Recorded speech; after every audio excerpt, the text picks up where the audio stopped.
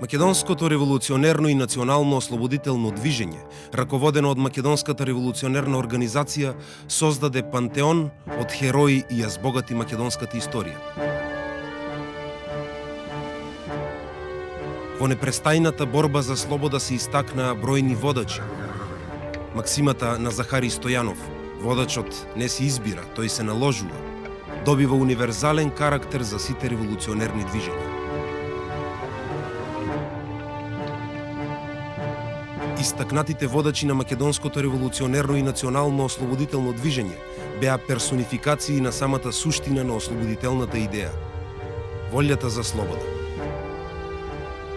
Меѓу нив се вбројува и ликот на македонскиот револуционерен водач, војводата Јане Сандански. Неговата родолюбива, слободолюбива и амбициозна природа, придружена со силна волја, ќе го турка се понапред и понагоре во револуционерното поприште.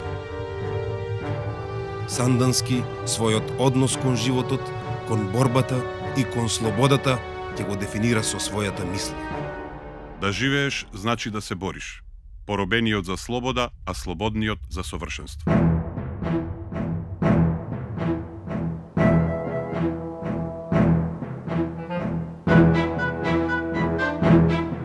И на Пирин планина, во шумовите од предел, во местност кај што една погодна била за да одмори, да почине. Тука била поставена заседата и веднаш отворен оган. 11 прострелни рани имал Сандански. Кога добил прострелна рана во главата и мозокот, и тога дури починал.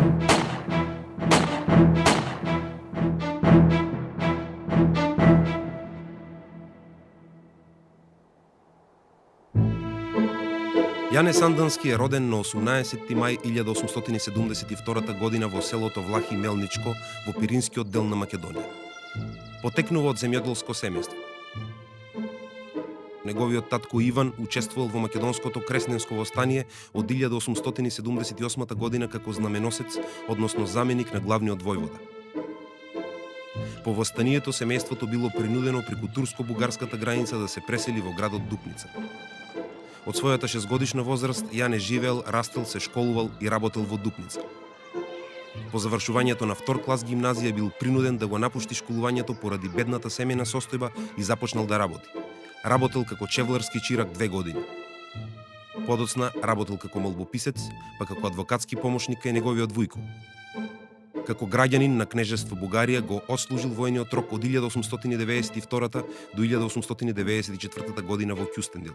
На 20 години се стекна со воена обука и дори се здоби чин помлад офицер, што битно влијаеше понатаму во неговото действување како истакнат војвода на револуционерната организација. По завршувањето на неговото формално образование, Јане постојано читал и собирал лична библиотека со најразновидна општествено-политичка литература од Маркс и Плеханов до Молиер и Мил. Во своето самообразование тој покажал голема упорност и постојаност, што му отворило нови видици. Димо Хаџидимов го вовел во модерните за тоа време анархосоцијалистички учења и долги години бил негов духовен наставник и учител. Иако соработувал со Димо Хаџидимов, читал доста од социјалистичката литература, Јане Сандански никогаш не станал социјалист-анархист. Тој во својата револуционерна ориентација ја фаќа трасата на револуционер-демократ. Сандански, како граѓанин на Бугарија, бил наклонет кон либералната партија на Васил Радославов. Тоа му ја овозможила позицијата директор на окружниот затвор во Дупница. Јане Сандански во 1897 година бил многу активен и меѓу македонската емиграција во Дупница, каде со уште 7 други македонци го основал македоно-одринското друштво Младост. Друштвото имало за цел самообразование и дружење. 2 години бил претседател на истото. Вклучувањето на Јане Сандански во македонското револуционерно движење започнува низ Врховниот македонски комитет. Меѓутоа, тој за брзо време ќе ја промени страната откако ќе види дека тоа е институција кое што е под контрола на бугарските политички фактори и насочена всушност против автохтониот и самостојниот карактер на македонското револуционерно движење. Така што неговото прво вклучување започнува во 1895 година како обичен четник при една врховистичка востаничка провокација во Македонија, која што е поддржувана од бугарската влада, а целта на оваа движење да се издействува меѓународно признавање на кнезот Фердинанд. Во текот на грчко-турската војна во 1897 година под влијание на официрите, Сандански бил вклучен во вториот врховистички продор во Македонија. Во овие акции на територијата на Серскиот округ Јане бил ранет, пошто се заколнал. Додека не дознам како стојат работите со делото, нема да станам ничие орудие. Навистина, за релативно кусо време тој се поврзува со Гоце Делчев и со Никола Малешевски. Гоце Делчев во тоа време е задграничен представник на Македонската револуционерна организација во Софија. Задграничното представништво има улога да собира материјална помош за потребите на македонското движење меѓу македонската емиграција во Бугарија и да го представува истото надвор од границите на Македонија, а особено во односите со Врховниот македонски комитет. При тоа Сандански ќе свати дека постои разлика меѓу македонската емигрантска организација во Бугарија, која што е под раководена и насочувана од Врховниот македонски комитет, и помеѓу Македонската револуционерна организација во Солун, која што е раководена од Централниот комитет. Согледувајќи таа разлика, тој отворено ќе се стави на страната на Македонската револуционерна организација и ќе остане во наредниот период најдоследен бранител за нејзините принципи. Во Дупница ги запознал и Крсто Асенов и Тодор Паница, со кои го формирал интелектуалното јадро на Серскиот револуционерен округ. Самиот Сандански кажува: Во тоа време веќе бев доста осветлен за работите во Македонија. Од Малешевски дознав многу работи, а од друга страна и од Делчева, со кого за прв пат се сретна во 1899 година во Дупница во мојот дом. Делчев добро ме просветли за целите на внатрешната организација. Тој беше дојден во Дупница по работа како представник на внатрешната организација.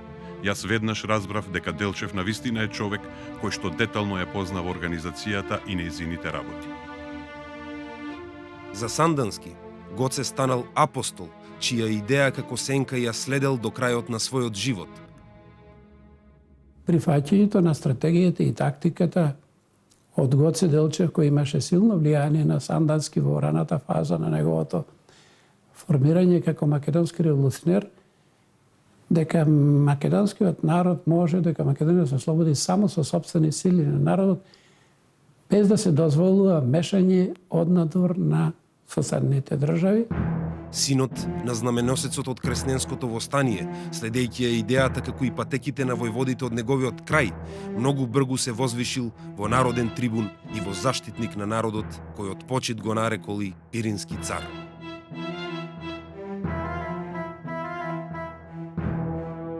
Тој, иако млад во своите револуционерни активности, самиот ќе си го даде псевдонимот Старик и со тој псевдоним ќе му се обраќаат и неговите соборци и соработници. Во 1900 година Јане бил испратен од Гоце Делчев за војвода во пограничните региони на Серскиот округ за заштита на организационата територија од врховистите. Серскиот округ е дел од административната територија на Македонската револуционерна организација, кој што го опфаќа крајниот источен и североисточен дел од територијата на Македонија. Тој започнува на југ од Драма и се движи на север се до бугарската граница, до Дупница, значи и до планината Рила, а неговата граница кон внатрешниот дел на Македонија, тоа е реката Струма. Значи станува збор за една огромна територија од Македонија, која што на исток и североисток граничи со Бугарија. Серскиот револуционерен округ, заради својата територијална позиционираност, бил изложен на чести навлегувања и влијанија на врховистичките чети. Сандански тогаш за прв пат ја игра и улогата на агитатор на Македонската револуционерна организација. Организатор, војвода, агитатор, онака како што самиот Гоце Делчев назначил во замислата на Четничкиот институт. Затоа што токму таа институција која што се развива во рамките на револуционерната организација требала да има улога на подготовка на населението, пред се воспитување на народот во неговата сила, во неговата ментална матрица, оспособување на народот дека во одреден период ќе треба да се спротистави на османлиската, да речам, и војска и управен систем. Интересно е да набележиме дека во оваа активност тој честопати ги канел врховистичките чети на јавни дуели пред селаните, за да се одмерат нивните погледи, значи во една отворена дискусија, да се види што е разликата помеѓу едниот и другиот комитет.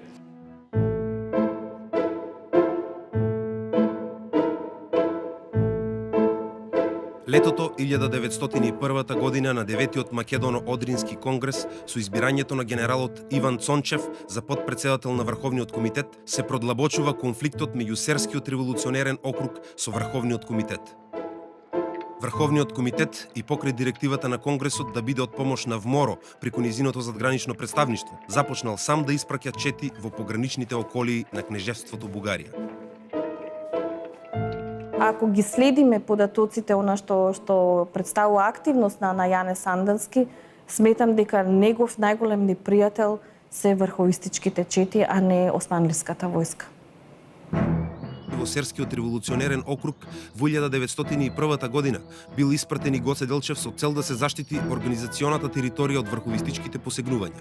Во интензивните соработки на Гоце Делчев и Јане Сандански, во нивните консултации, во нивните барања на разрешување на многу отворени прашања на Македонската револуционерна организација, меѓу кои е и прашањето за обезбедување на средства за организацијата, пред се за вооружување на организацијата, Сандански ќе дојде до идејата за киднапирање на една од позначајните личности кои во тоа време се движат на овие терени, американската протестантска мисионерка Елена Стоун.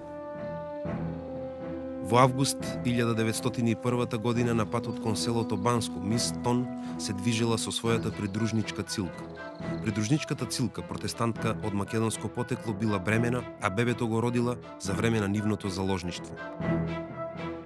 Сандански со голема нежност кон новороденчето го нарекол Късметче на четата. Ајде да ми бидеш живо и здраво, детуле. Да пораснеш големо. На лице бело и црвено, како тетовско јаболко. Наснага Вита Ела Пиринска. Ова е приказна која што трае речиси половина година. Сандански во овој период неколку пати преминувал на територијата на Бугарија, за да ги зачува жените, но најдолго време се криел во источниот дел на Македонија, во Серскиот округ, при тоа полагајќи најголеми грижи за обезбедување на соодветни пристојни услови за двете заложнички.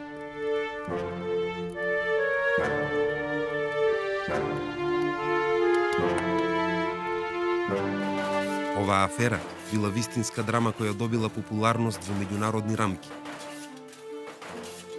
Мистон всушност е првиот американски граѓанин киднапиран надвор од територијата на Соединетите Американски држави. И интересно е тоа што Соединетите Американски држави во овој период воопшто не сакале официјално тие да го платат откупот за Мистон, за да не сторат преседант и да не им се повторува приказната и на други места во светот.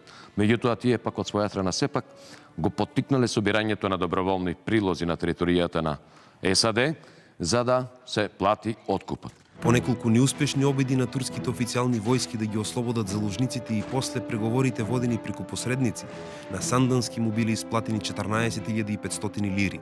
Парите со комисиска распределба од страна на организацијата во која земал учество и Гоце Делчев, во најголем дел били искористени за купување на оружје и муниција неопходни за водење на револуционерно-ослободителната борба. Мистон никогаш не ги обвине луѓето кои што ја киднапира, дури и проповедаше дека тоа се луѓе борци за човекови права на територијата на Македонија И дури во 903 година, кога во Македонија започна Илинденското востание, самата Мистон иде со еден проглас апелирајќи до граѓаните на Соединетите Американски држави да застанат во одбрана на македонското револуционерно движење. Значи станува збор навистина за една голема добивка за македонското движење, за неговото популаризирање, а тоа се должи пред се на хуманиот однос на Сандански кон двете заложнички.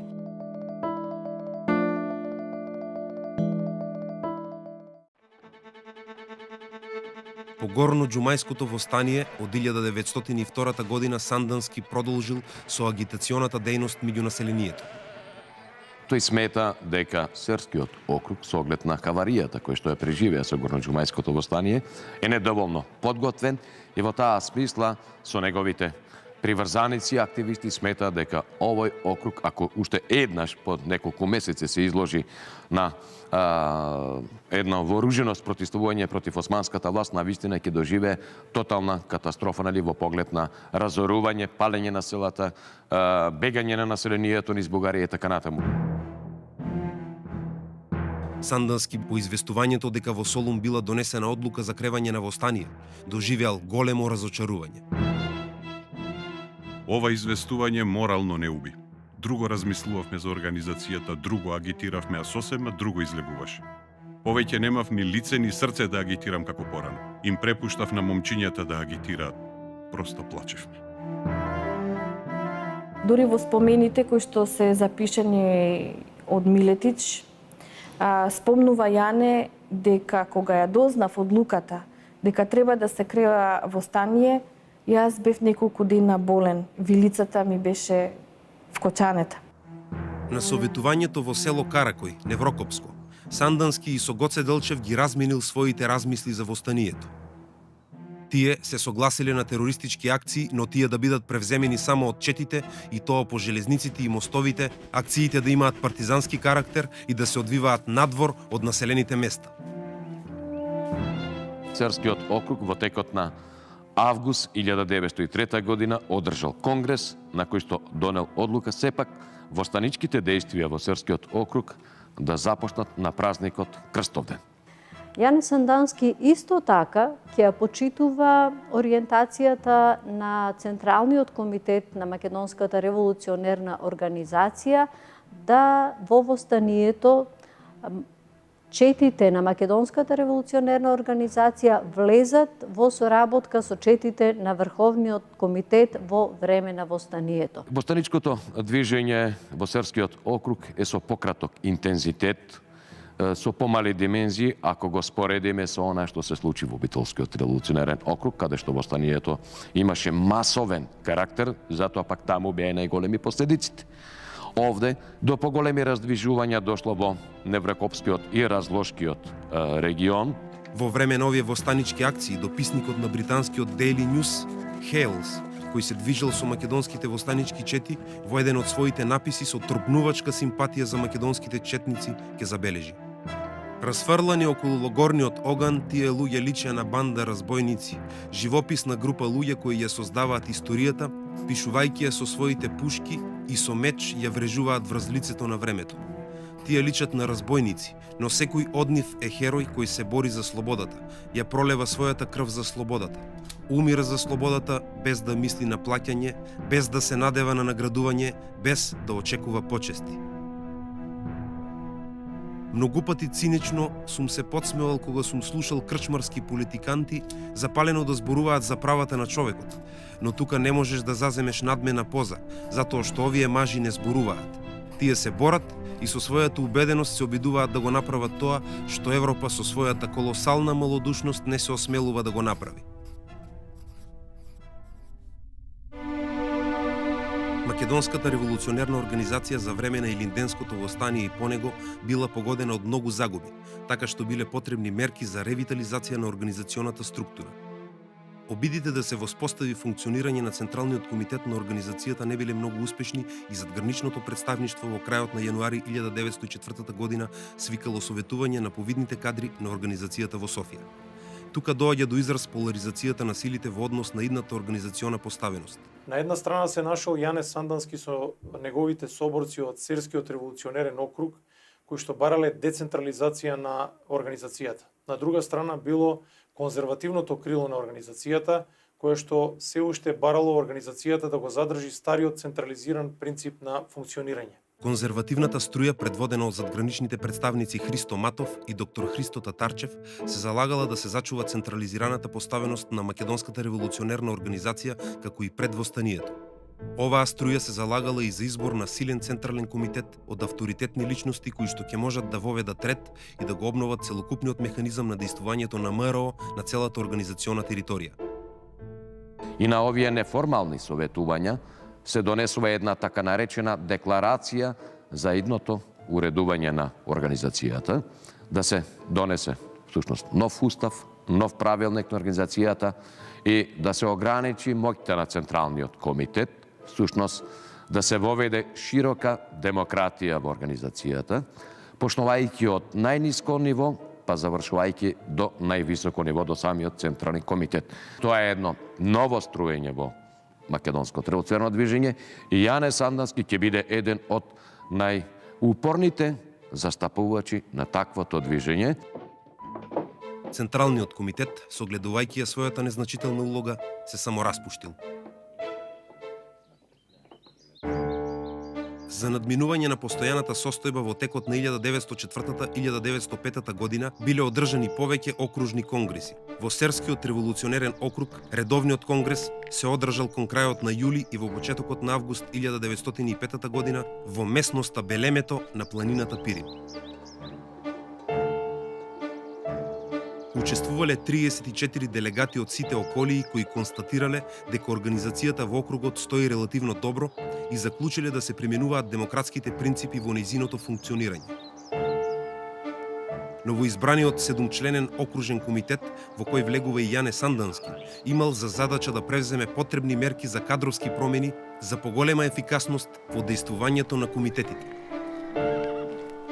И меѓу избраните делегати за Општиот конгрес на организацијата бил избран Јане Сандански. Иако делегатите од Серскиот округ предлагале Општиот конгрес да се одржи на територијата на Македонија, со што ќе се потенцира самостојноста и независноста на организацијата, сепак според предлогот на мнозинството од делегатите, конгресот, за да може да работи непречено, се одржал на безбедна територија покрај границата во Рилскиот манастир. Јане Сандански е еден од најупорните застапувачи на идејата за демократизација и децентрализација за време на Рилскиот конгрес, кој што се одржал во текот на октомври 1905 година. На тој Рилски конгрес, помеѓу другите важни прашања, исто така се разгледувало и прашањето за кои се виновниците за неуспешниот крај на Илинденското востание. Групата околу Јане Сандански барала ригорозни казни против Борис Сарафов и Иван Гарванов, кои што ги посочила како едни од главните виновници за неуспешниот крај на востанието.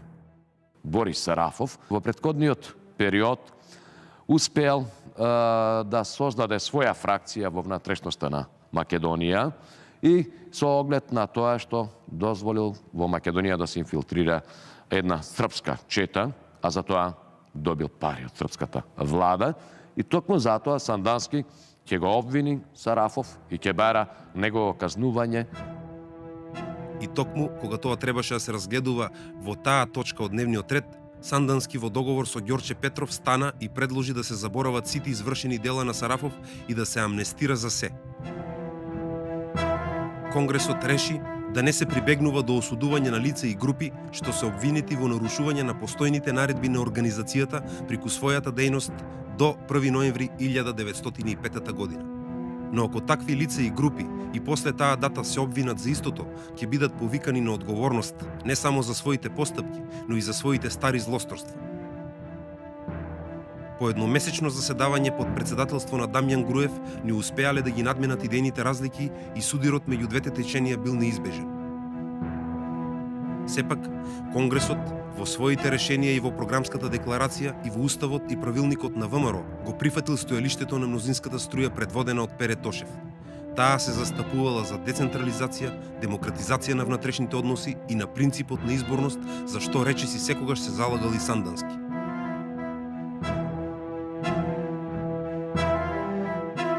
Веднаш по завршувањето на Конгресот, Сандански се враќа на територијата на својот округ и се залага за доследно спроведување на принципите на новиот устав, на новиот правилник на организацијата, која што од тогаш е преименувана како Внатрешна македоно-одринска револуционерна организација. Неговите следбеници, поради таа негова ориентација, ќе бидат наречени санданисти и подосна ќе бидат наречени и федералисти. Воспоставеното организационо единство не заживеало и не било можно во следната 1906 година да се одржи редовниот општ конгрес на организацијата. Револуционерните окрузи действувале сосема самостојно, со што федерализацијата на организацијата на некој начин станала реалност. При крајот на 1907 година се заостриле односите на раководството на Серскиот револуционерен округ, предводен од Јане Сандански, со спротивната конзервативна струја во организацијата представувана од Борис Сарафов и Иван Гарванов. Нивната идеја е да се ликвидира Јане Сандански и тоа во својот округ. За таа цел се одбрани блиски луѓе на Јане Сандански. Станува збор за Михаил Даев, откако е откриен заговорот. Сандански го ангажира Тодор Паница, кој што исто така негов близок соработник, и тој известно време се враќа во Софија и почнува да се дружи со Сарафов, со Гарванов, ветувајќи дека тој ќе ја превземе улогата на екзекутор на Сандански. На последната средба, која што се случила во домот на Борис Сарафов, каде што присуствува и Иван Гарванов, каде што тие му ги дават последните инструкции тој да замени да го ликвидира Сандански, на испраќањето на вратот од кај нив, Тодор Паница во ист момент стрела со 2 револвера и ги ликвидира и двајцата.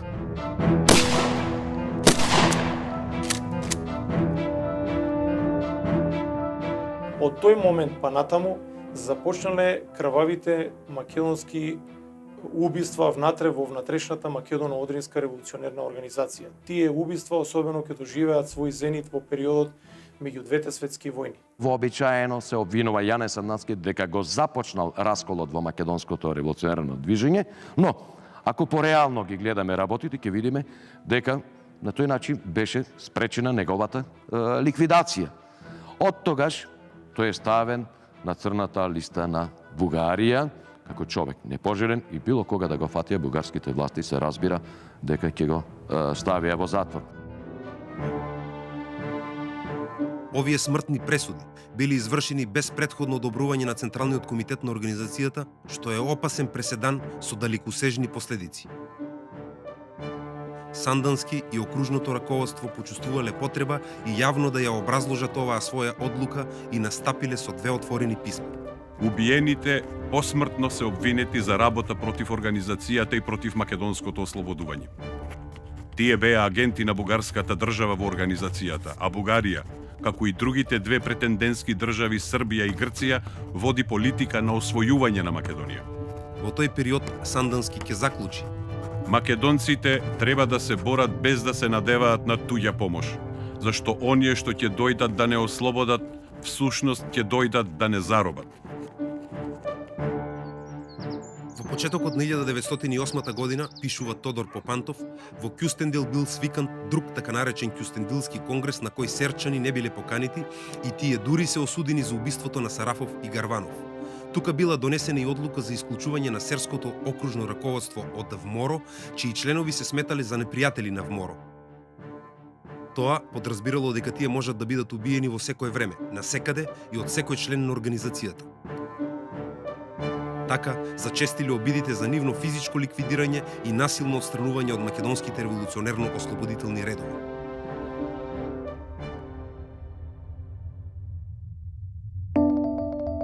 Христо Матов прави узурпација на името на ВМОРО, на Внатрешна македоно-одринска револуционерна организација, за да се разликуваат луѓето кои што се од Серскиот округ, од Струмичкиот, од Солунскиот, од таа опција, а сметаат дека веќе треба на некој начин да бидат ангажирани во она што се случува во империјата, тие заедно се согласуваат да се одржат едно собирање.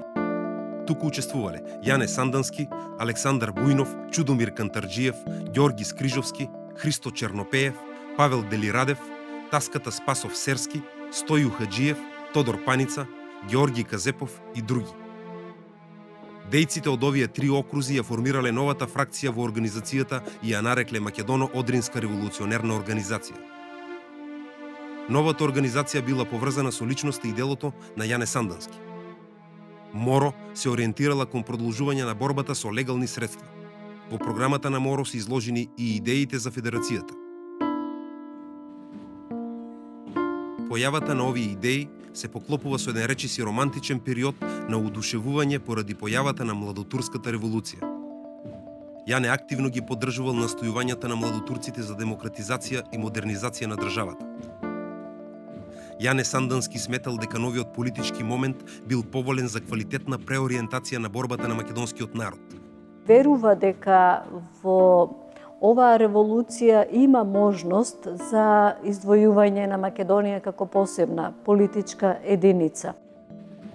Исфарлената парола за слобода, хуријат и еднаквост меѓу сите граѓани извршила силно влијание и придонела револуцијата со симпатии да биде прифатена кај населението. Со ослободувањето на политичките затвореници бил постигнат уште поголем ефект.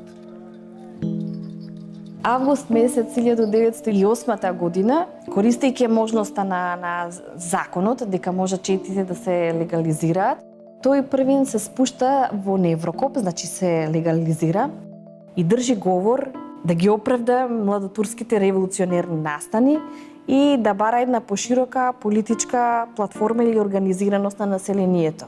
Се спомнува во документите дека се обратил пред 15.000 луѓе во тој град. Потоа тргнал за Солун за да разговара со нив. Таму бил свечено пречекан и примен лично од водачот на младотурците Енвер Беј. Сандански преговарал за формирање обединета македонска држава во рамките на Турција. Во неговата програма значајно место заземало и аграрното прашање. Следниот ден, 18 јули 1908 година, Јане Сандански објавил манифест до сите народности во империјата. Веднаш по револуцијата, значи, сега заинтересираните Србија, Бугарија и Грција многу мутно, многу внимателно следеа процесите што се случува во Отоманската држава, но и однесувањето на Сандански како најкрупната личност македонска револуционерна, која што цврсто обстојуваше на одбрана на територијален интегритет на Македонија. Дури и австрискиот конзул соопштува дека младотурците не можеа да си дозволат да не го имаат Јане на своја страна. Влијанието, идејата, постапките, манифестациите на Јане се навистина суштинско значење, барем во конкретниот политички живот, барем на Македонија. Во Солун се сретнал со познатиот српски комедиограф Бранислав Нушиќ, кој го интервјуирал Сандански за белградска политика. Животот на малите народи е во никакви услови. Бугарија и Србија досега греше што се раководеа од своите најнужни интереси. Нивната главна цел не беше слободата на овој народ овде, туку нивните себични интереси за проширување на нивните држави. После овие случувања, тие ќе останат таму каде што се, а ние овде ќе си правиме татковина. Нушиќ му поставил едно провокативно прашање кое сугерирало дека амнестијата и за него и за Паница важела само во границите на Турција, па се интересирал дали во такви околности тие би смееле да отидат во Бугарија. Сандански одговорил: Во Бугарија не смеам да одам, но и не ми треба. Тука е мојата татковина. Во почетокот на август 1908 година во хотелот Енглетер во Солун биле одржани неколку заседанија на дејците од МОРО: Јане Сандански, Димо Хаджидимов, Димитар Мирасчиев, Кола Харлаков, Ангел Томов и Павел Делирадев, на кои ја составиле проект програмата и декларацијата на МОРО. Крајната редакција на овие документи ја направил Сандански. Како ретко која личност, Сандански беше на мета не само на врховистичките структури, туку исто така и на бугарската влада и на бугарскиот кнез. Всушност, обидите за атентат врз Јане Сандански една година подоцна од убиството на Гарванов и Сарафов се резултат на обидите на приврзаниците на Сарафов и Гарванов да се одмаздат за екзекуцијата изречена од Јане Сандански. Во подготовките за одржување на Конгрес на Моро на 24 септември 1908 година во Солун бил извршен неуспешен атентат врз Сандански од страна на врховистот Тано Николов. Јане Сандански бил погоден на две места, во вратот и во еден дел од телото пониско, меѓутоа за негова среќа не бил погоден во местата каде што можел веднаш да подлегне на раните од револверските истрели. По неполна година било напуштено и името Моро и организацијата се трансформирала во легална политичка партија под име Народна федеративна партија. И на тој начин се легитимира пред младотурскиот власт, новата власт, како револуционер кој што се сообразува со новите промени што настанаа во Отоманска држава. Партијата во својата програма предвидувала Турција да се реформира како Источна федерација и да се образуваат самоуправни вилаети – Македонија, Албанија и Арменија, кои ќе имаат своји представници во турскиот парламент. Десницата на ВМОРО се обединила околу Сојузот на бугарските конституциони клубови, основан во Солун како легална политичка партија. И во НФП, основана од Сандански, се случил расцеп на две големи групи.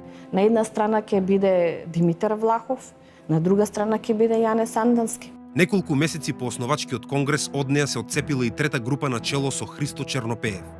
Овие состојби го помогнале само ликвидирањето на НФП, а нејзините водачи, како што ќе каже и Сандански, останале како генерали без армија.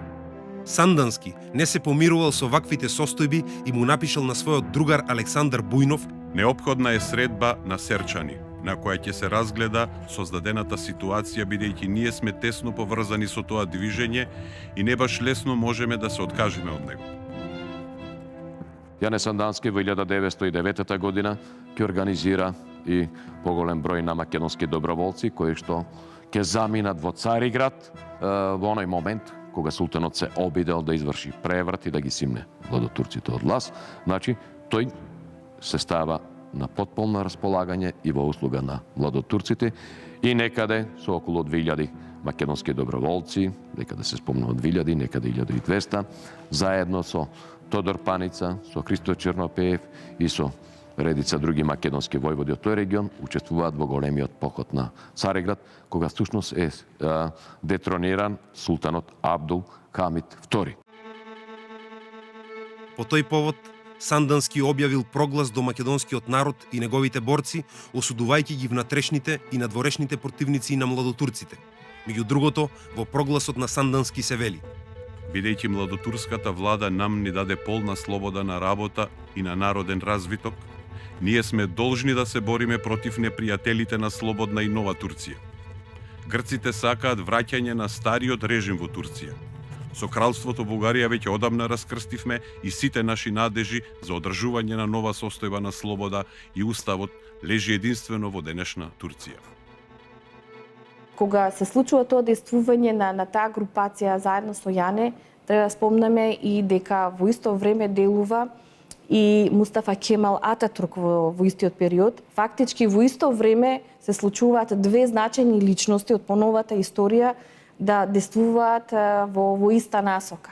Но при крајот на 1909 година, врз основа на изгласаниот закон за здружување во младотурскиот парламент, престанале да постојат Народна федеративна партија и конституционите клубови. Особено е многу лош законот што 1910 година младотурците го носат за разоружување на населението. Буквално тој закон им е како подлога за пресметување на се она што нив им фигурирало или им значело непријател. Јане Сандански успеал да го спречи разоружувањето во својот реон и превзел чекори да го заштити македонскиот народ во својот округ. Неговото непомирливо држење кон оваа акција ги вознемирило младотурците. Според еден српски дипломатски извор, собрал 1200 пушки во близината на Мелник, ги затворил во еден магазин и не ги предал на власт. Магацинот бил чуван од негови луѓе, а турската власт немала храброст да ги нападне и да им го одземе оружјето. И само една година по првиот неуспешен атентат над Сандански на 14 август 1909 година бил направен втор неуспешен обид за негово ликвидирање, повторно во градот Солун. Со него били и серчанецот Стоју Хаджиев и учителот Анастас Митрев. Различни се претпоставките за тоа кој пукал во тие моменти, но едно е сигурно, Јане Сандански повторно бил ранет и уште еден од неговите соборци. Пресудата во Кюстендилскиот конгрес го демнела постојано. Не беше само Јане како фигура опасност. Опасност беа неговите идеи кои што можеа да абсорбираат голем дел од македонското граѓанство, па и работништво, па и селанство и една друга конјунктура да се создаде во Македонија.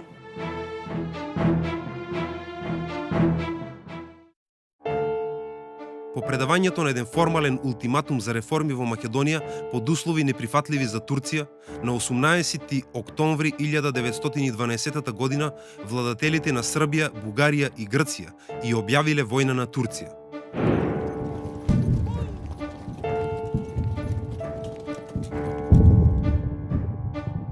Во неа учествувале и македонците. Бугарските власти пристапија кон организирање на македонските револуционери да ги стават во функција на својата политика и тие веќе се подготвува за создавање на така нареченото македонско ополчение. Во проценка на ситуацијата како да се однесува Сандански, друго решение се разбира не гледаше, а пропагандата во балканските држави, посебно и во Бугарија, дека балканските држави се сојузија за ослободување на неослободените браќа, нели, под власта на Отоманската држава, единствениот избор беше да учествува во војната. Како и поголемиот дел од македонски револуционери очекувал дека ќе се случи ослободување на Македонија и дека Македонија ќе добие автономија или независност во незините етногеографски граници. Тој со својот целокупен капацитет и со своите соработници ќе дадат поддршка и како претходници, и како разузнавачи, и како директни учесници, нели, во борбените активности на страна на бугарската армија. Тие најактивно учествувале во борбите против турската војска во Светиврачко, Мелничко, Рупелската теснина, Демирхисарско.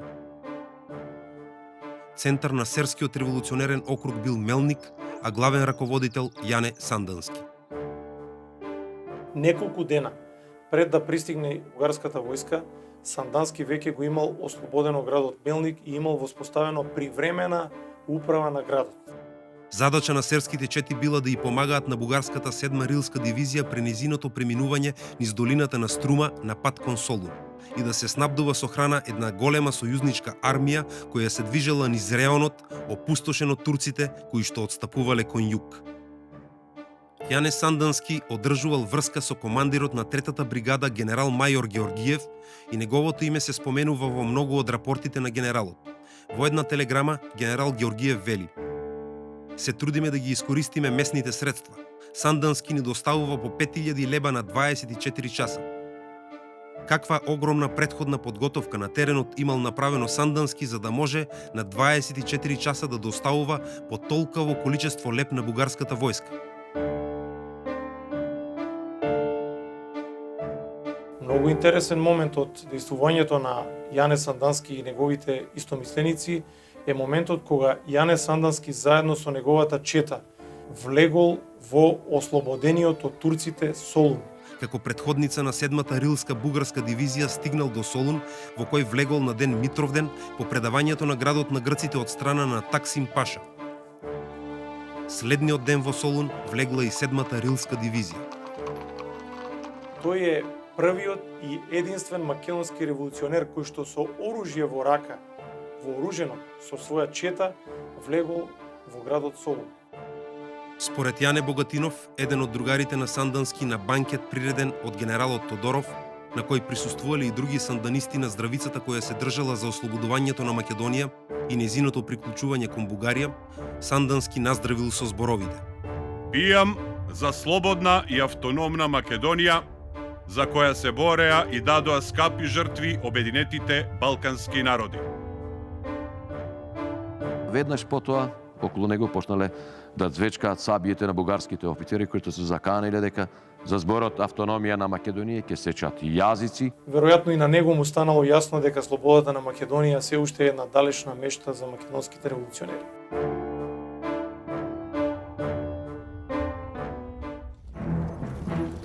Втората Балканска војна се водела меѓу Бугарија од една страна и Србија, Грција и Црнагора од друга страна, во која се помешале Романија и Турција против Бугарија.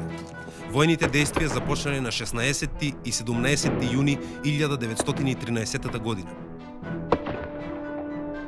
И во Втората Балканска војна, Јане Сандански ќе земе активно војно учество, пак на страната на бугарските воени сили. Сандански, заедно со неговите соборци, соработувал со командирот на 7-та рота од 57-от пешадијски полк, поручникот Зографов. Она што ќе се случи 1913 година фактички е само на некој начин решавање на македонското прашање, но не како што го замислувале луѓето од просторот на Македонија, туку онака како што сметале големите сили. Букурешкиот мировен договор на 10 август 1913 година стави точка на целоста и единството на Македонија и на македонскиот народ, но не и на борбата на македонците за обединување и слобода. Балканските војни всушност се пораз на идејата за автономија на Македонија, пораз на идеалите на многумина македонски дејци кои што дотогаш вложиле огромен дел од својата енергија. Тоа е пораз, морален пораз и за Јане Сандански во услови по поделбата на Македонија, тој морал привремено да се помери со состојбата. Сандански со своите приврзаници во парламентарните избори спроведени по Балканската војна решиле да застанат на страна на Демократската партија во Бугарија, која што била во опозиција. Бугарскиот парламент во 1914 година го донел законот за амнестија по убиството на Борис Сарафов и Иван Гарванов. Ова прашање сега било од суштинско значење за Сандански и другите серчани. Во периодот пред почетокот на Првата светска војна, Јане Сандански, кој што бил легален граѓанин на Бугарија, се залагал заедно со неговите соборци да се приклони на страната на бугарските опозициони партии кои што биле против влегувањето на Бугарија на страната на централните сили. Во тешките денови од почетокот на Првата светска војна, бугарските империалистички и реваншистички сили развиле голема политичко-пропагандна активност меѓу македонците во Пиринска Македонија, меѓу македонската емиграција и меѓу бегалците за мобилизација во бугарските воени единици. Во тоа им помогнали и силите од десницата на ВМОРО, начело со Тодор Александров и Александар Протогеров, кои биле проавстриски и прогермански ориентирани. За разлика од нив, бугарската граѓанска опозиција кон која биле наклонети Сандански и неговите следбеници имала проантантини ориентации. Револуционерите од така нареченото лево крило на МОРО, собрани околу Јане Сандански, не само што ја согледувале и обмислувале новосоздадената трагична положба на македонскиот народ по балканските војни, туку направиле и конкретни обиди да ја запрат таа освојувачка и антимакедонска провокативна акција и реваншистичка војна. Фердинанд да биде ликвидиран и новиот режим во Бугарија да биде прокламиран во името на народовластието и против империалистичката војна. Најголемо изненадување им било реагирањето на екзархот Јосиф I, кој ги наброил лушотиите кои Фердинанд и ги нанел на Бугарија и на крајот рекол: "Благословена да е раката која ќе го кутне Фердинанд, кој ќе го стори тоа ќе биде најголем благодател на Бугарија." Дури бил подготвуван и атентат врз бугарскиот цар Фердинанд и во тој атентат требало да учествува и Јане Сандански. Започнале прогони и затварање на поддржувачите на оваа идеја. Сандански беше постојано следен од тајните служби на бугарската држава, дури од цивилните власти. Секаде се следеше каде тој се движи на просторот на Бугарија. Цело време престојува на територијата на Серскиот револуционерен округ, при тоа засолнувајќи се честопати и во Рожденскиот манастир. Во моментите кога Сандански сам без никаква придружба одел кон градот Неврок. Во близина на местноста Блатата на Пирин планина, неочекувано од заседа кон Јане Сандански започнале да бидат испукувани истрели. Сандански паднал од неговиот конј и во тие моменти си ја скршил раката. И во таква ситуација тој успеа да најде засолниште, да го извади со пиштол и повеќе време, долго време да се брани.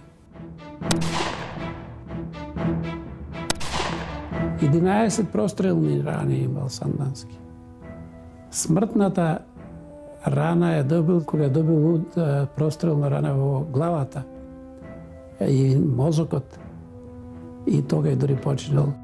Јане, по наредба на Фердинанд, бил убиен на 21 април 1915 година во подножјето на планината Пирин на патот меѓу Мелник и Неврокоп.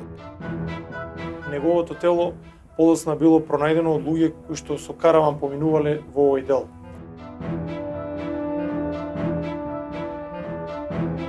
На неговото погребение во Рожденскиот манастир присуствувале околу 3000 луѓе, приврзаници, пријатели, почитувачи на делото на Јане Сандански.